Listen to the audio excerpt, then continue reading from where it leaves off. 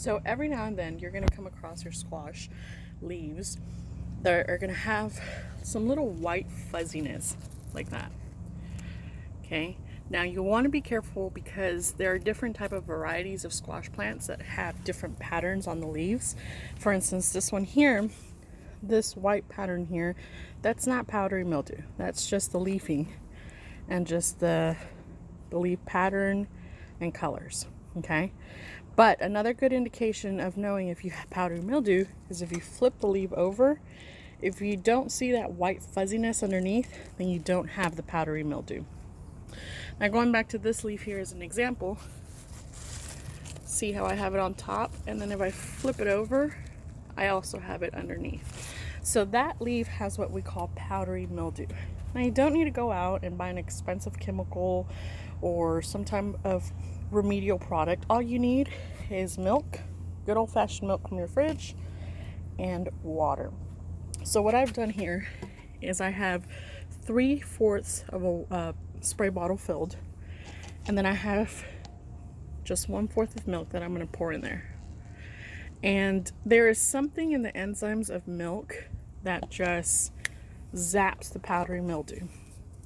Now you're going to have to be vigilant on your plant.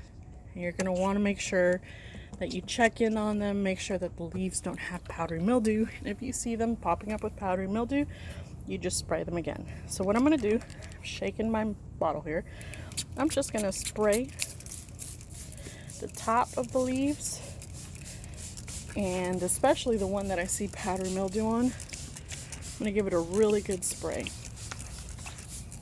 And once you've done the top, you're going to go under, and you're also going to do the underside of the leaves. Now you want to treat powdery mildew as quick as possible because it can jump from one plant to another. It could even cross jump from squash to cucumbers. And just as a precautionary measure, I'm going to also do this on my other squash plant that is right next to that one. All right, and that's it. You want to do this as the sun is going to start to shine on the plant. You don't want to do this late in the evening when the sun is going down, because then the plant's going to stay moist, and that's part of the problem that causes powdery mildew is the moisture.